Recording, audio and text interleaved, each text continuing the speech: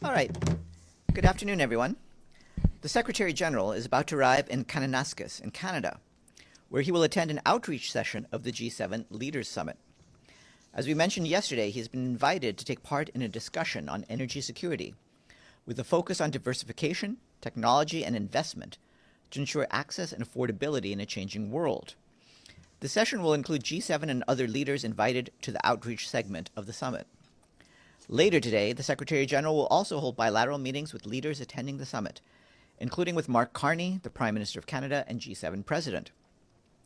Yesterday in Calgary, the Secretary-General attended a dinner organized by the Governor-General of Canada, Mary Simon, for the outreach leaders.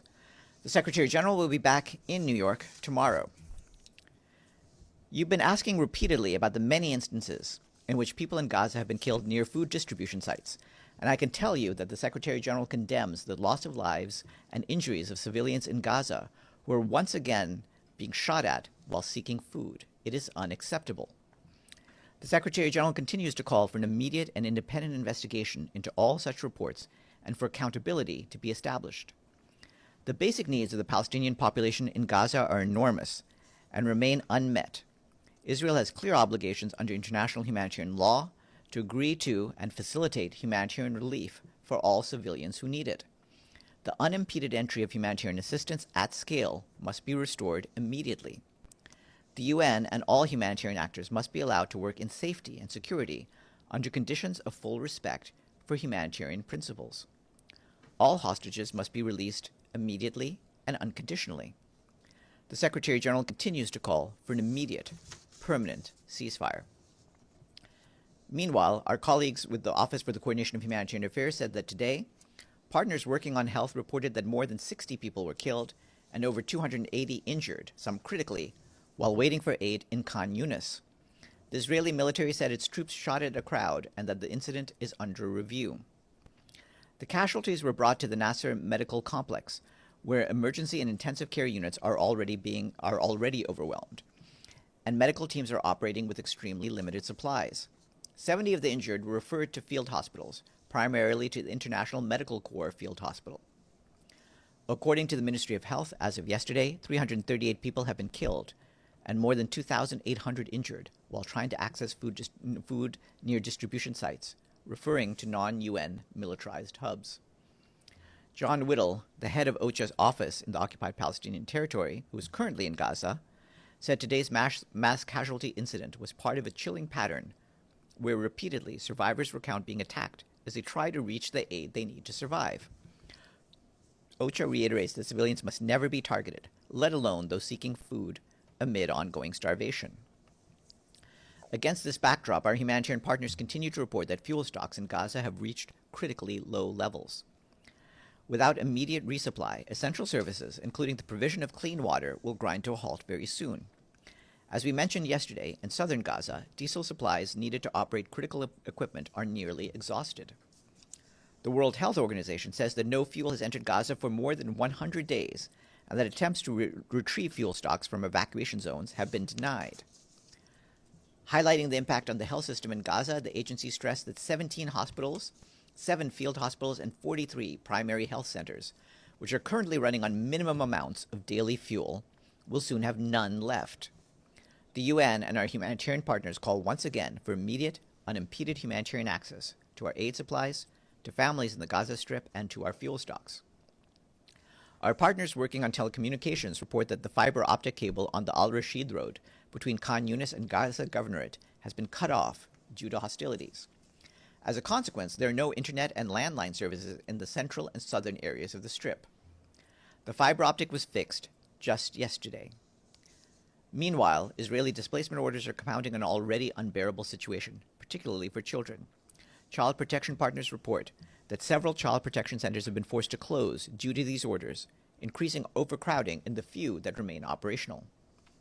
OCHA tells us that in the West Bank, Israeli forces have intensified strict movement restrictions between Palestinian cities and villages through its network of more than 800 physical checkpoints, gates, roadblocks, and other barriers.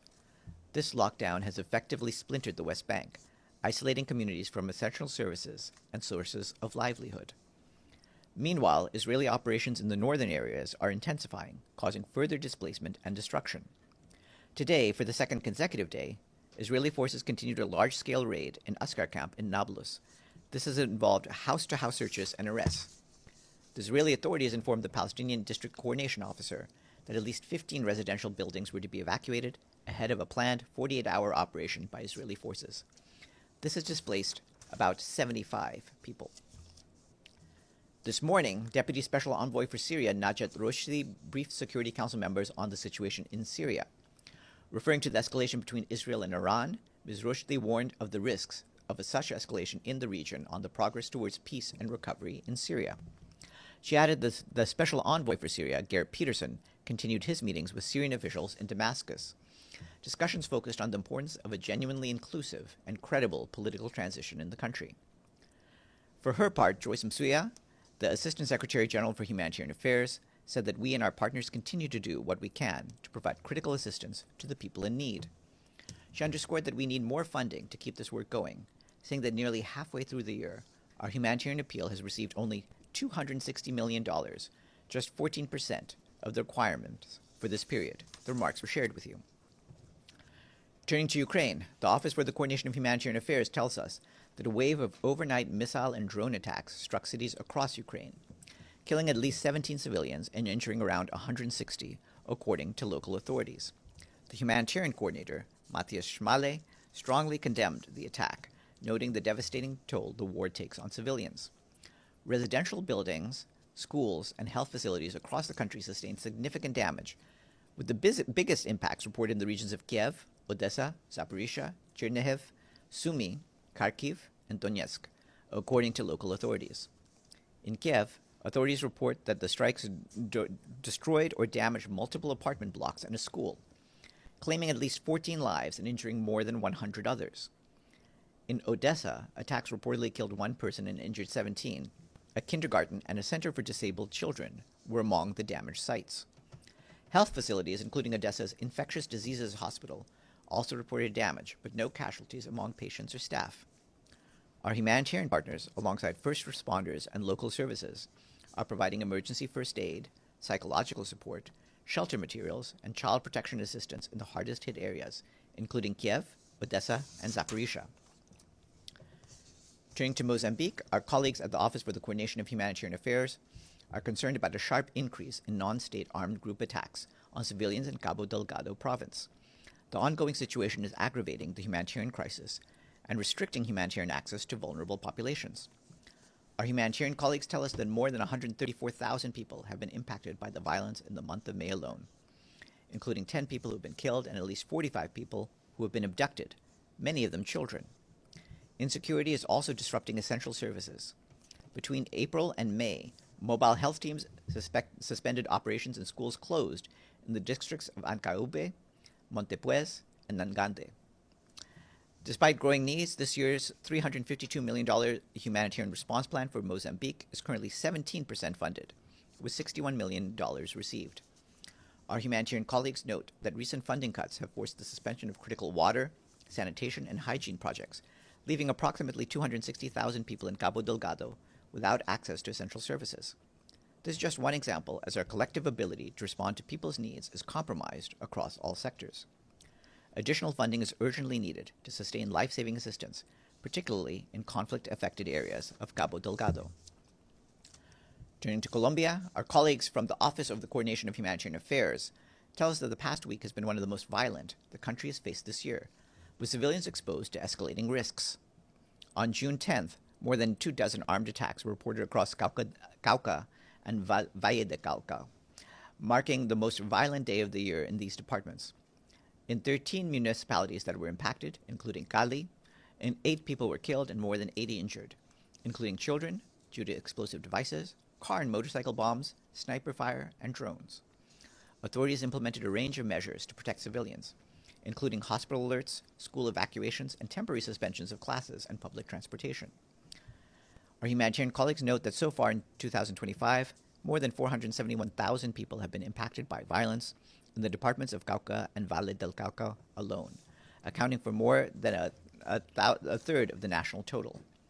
OCHA continues working to maintain humanitarian access in places with security concerns. Our humanitarian colleagues in Colombia also continue to engage with partners to monitor the situation, assess response capacity, and prioritize support to the most affected communities. 9 out of 42 municipalities in Cauca have been identified as areas where there's a high risk of violence. OCHA's efforts to coordinate the humanitarian response remain focused on scaling up preparedness in key sectors, including shelter, child protection, health, and food security, in collaboration with local authorities and ethnic community leaders. However, additional funding is urgently needed to support this critical work. This year's highly prioritized humanitarian response plan for Colombia is less than 16% funded, with just $54 million received to date of the $342 million required. Turning to Afghanistan, a report released today by UN Women shows that Afghan women are falling significantly behind global standards for human development. The Afghanistan Gender Index points out that Afghanistan has the second widest gender gap in the world, with a 76% disparity between women's and men's outcomes in health, education, financial inclusion, and decision-making. According to UN Women's report, nearly 8 out of 10 young Afghan women are excluded from education, jobs, and training. The secondary school completion rate for girls will soon collapse to zero, following bans on secondary and tertiary education, including in medical education for girls and women. Afghanistan still has one of the largest workforce gender gaps in the world, with only 24% of women participating in the labor force, compared to 89% of men. The financial divide is equally stark, with men nearly 3 times more likely than women to own a bank account or use mobile money services, according to the new index. The full report is available online. The UN Joint Sustainable Development Goal Fund, which aims to support the achievements of the Sustainable Development Goals by 2030, released its 2024 annual report. It shows that last year, the fund helped mobilize $1.6 billion in additional resources through various financing mechanisms under resident coordinator leadership. These resources supported 129 new programs in over 90 countries, reaching more than 10 million people in 2024 alone, by expanding access to health, education, digital services, and social protection. To date, the fund has mobilized a cumulative $6.6 billion across all its financing instruments and partnerships. The full report is online. And our colleagues from the UN Development Coordination Office tell us that on the 14th of June, Wen Yin-yang of China took up her new assignment as United Nations Resident Coordinator in Botswana, with the host government's approval. Ms. Yang brings more than 30 years of experience in economic and social development. Prior to this role, she served as Chief of Branch in the Division for Inclusive Social Development in the Department of Economic and Social Affairs, where she focused on the social dimension of the Sustainable Development Agenda, addressing poverty, inequality, employment, and social inclusion issues to advance the well-being of all people. Her full bio is available on the DCO website. And today is the International Day to Combat Desertification and Drought. The theme this year is Restore the Land, Unlock the Opportunities. In his message, the Secretary-General says that repairing the damage we have done to our land offers huge benefits, including a great return on investment. It can reduce poverty, create jobs, safeguard water supplies, and protect food production. That is it for me. Yes, Edie and Dadeji. Thank you, Farhan. Can you tell us what Sigrid Kaag is doing to try and unblock some of this aid getting from into Kerem Shalom and then from Kerem Shalom to the people who are in need? Yes, she is in touch with the officials on the ground, including the officials with the Israeli organization Kogat, trying to get as much aid as possible and expedite the deliveries. We're pushing to see whether we can get more aid in through more crossing points.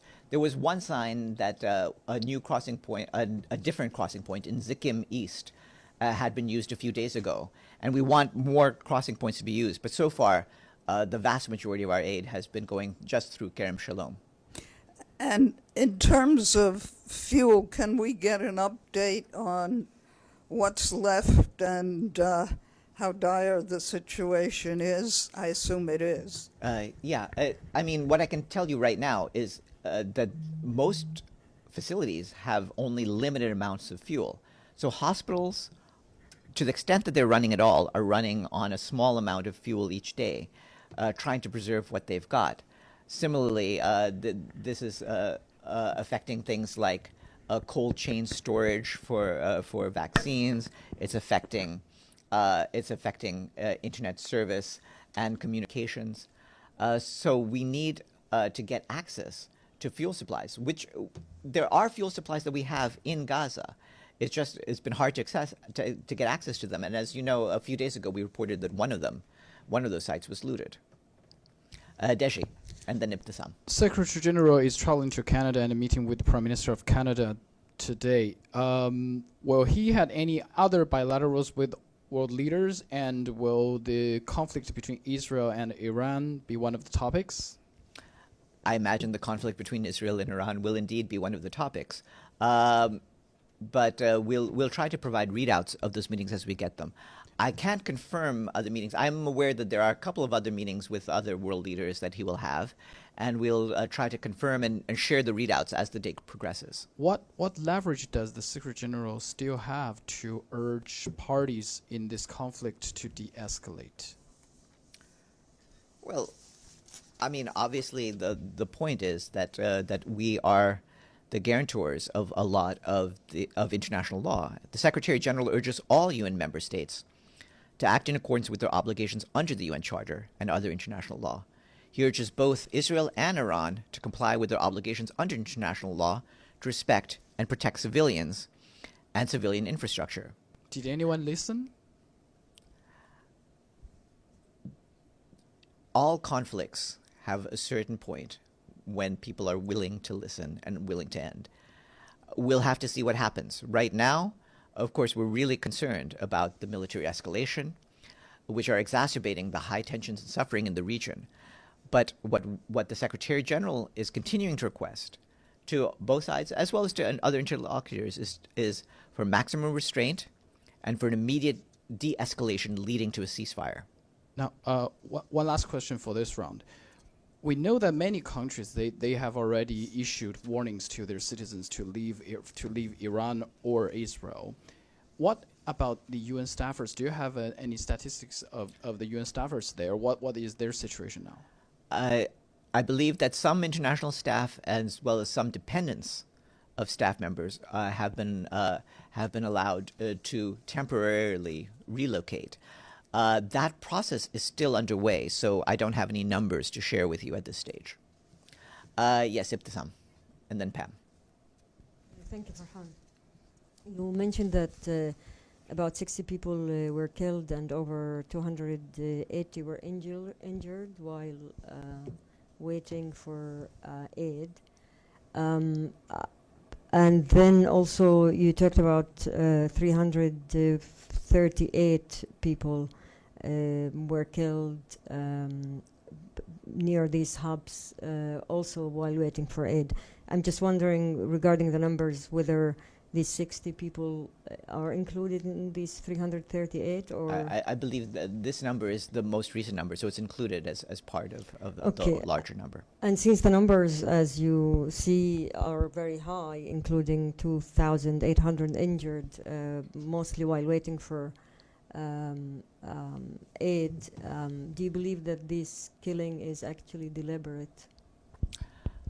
What I believe, as we said, the Secretary-General wants there to be full accountability and for all of these acts of violence against civilians to be investigated. So we'll need to get to the bottom of what happened and why it happened. I'm not going to speculate on the reasoning behind this. But who should investigate? Because the Israelis have been claiming to investigate here and there some incidents that including UN personnel that were killed.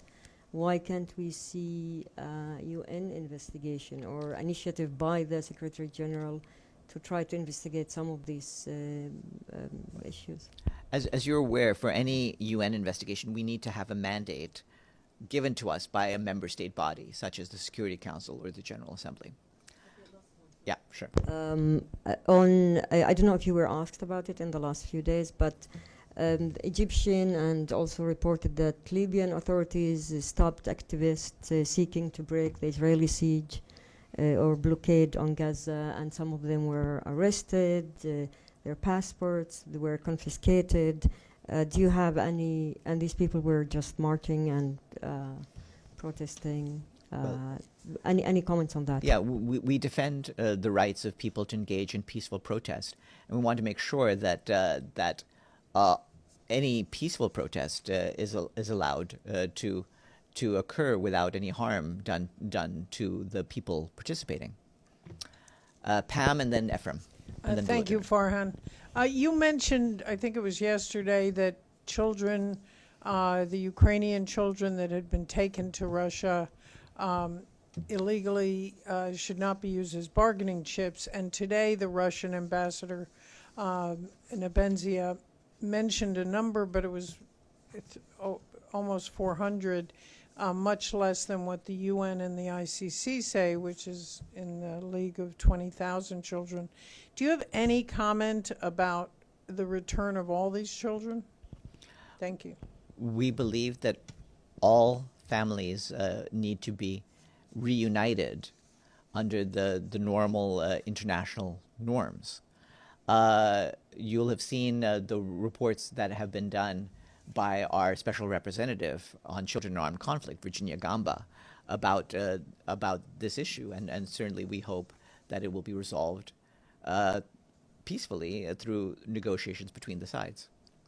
And, I'm sorry, yeah. Are you calling for Russia to return all these children that the UN seems to have on their list?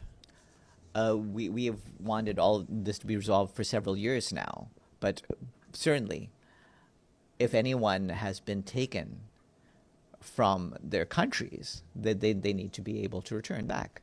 Thank you. Yes, Ephraim, and then Volodymyr. Hi, Farhan, thank you.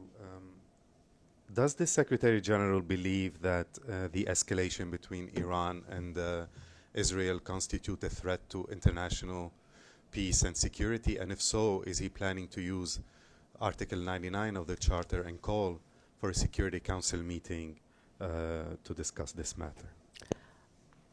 I believe the Security Council is already deliberating on its meetings on this, but certainly what he wants, again, is for all of the member states to act with under their obligations under the UN Charter. The Secretary-General reaffirms that diplomacy remains the best way to address concerns regarding regional security issues and Iran's nuclear program, and he wants to make sure that everyone will work together to push for an immediate de-escalation. Just a quick follow-up. Speaking of obligations under the Charter, does he have an obligation under Article 99 of the Charter to call for a meeting himself of the Security Council to discuss this or not? Well, you can read Article 99 for yourself. It's not about the obligation so much as it is about the rights of the Secretary-General, and it's a tool at his disposal should he need it. Yes. Thank you, Farhan. Today, Russia has committed yet another act of terror against the civilian population of Ukraine. It's, as you mentioned it struck my hometown of Kyiv with missiles armed with cluster munitions, aiming to kill as many civilians as possible. However, the Russian ambassador again claimed today that Russia doesn't target civilians. What would you say in response to this claim, which contradicts the facts on the ground? What I can say on that is that the Secretary-General condemns the latest series of attacks by the Russian Federation against Ukrainian cities and towns, which we understand have impacted residential areas. Yes, please. Hi, Farhan. So Israel's Defense Minister Katz just came out today and issued a very public threat to Iran's supreme leader. He stated, quote, "Be very careful you don't end up like Saddam Hussein." I was just curious whether the Secretary General had any comments on this very escalatory rhetoric and if there were any discussions facilitated by the UN to de-escalate these public threats. Thank you. Well, certainly we are against any threats against the leaders of any of the UN member states, and we want to make sure that that there's no actions taken towards escalation, including rhetorical. Yes, please. Thank you, Farhan. Israel has stated in the beginning that they initiated attack to reduce the Iran's nuclear capability, but past couple days revealing more that they are talking about the possible regime change. What's your position on that? And also, if I might just add, there's also reports or possibility that U.S. may involve in the conflict. So what's your comment on this? We want the conflict to end, not to be increased. So we certainly hope that all member states are aware of the need to limit the scope of the conflict and bring it to an end. Yes, Deshi. Just 10 minutes ago, President Trump tweeted, he also said, we know exactly where the so-called supreme leader is hiding. He's an easy target, but he's safe there. We're not going to target him out, kill, at least for now. Any response? Would that apply to my the response same is the same as what I said earlier, that we want everyone to avoid any actions or rhetoric that can escalate the situation. Another thing, yesterday the Israeli ambassador said that many PRs here in this building are quite thankful what Israel is dealing with the terror regime, referring to Iran. Has the Secretary-General reached out for Israeli mission to say thank you, to be grateful of that? I assume that's a rhetorical question, so I don't have to answer it. Yes. If I may just follow up, Farhan, United Nations, can you confirm, other than United Nations calling de-escalation, the Secretary-General or United Nations has any contact behind the doors to de-escalate what's going on in the Middle East between Iran and Israel? Do you have any effort that you can share with us? Well, the Secretary General has been reaching out. As you know, he's at the G7 summit today, where he will be meeting with several leaders. He spoke recently with the foreign minister of Iran, and he will continue to be in touch. With all sides, we are pushing the message for de-escalation, and we will continue to do that. Have a good afternoon, everyone.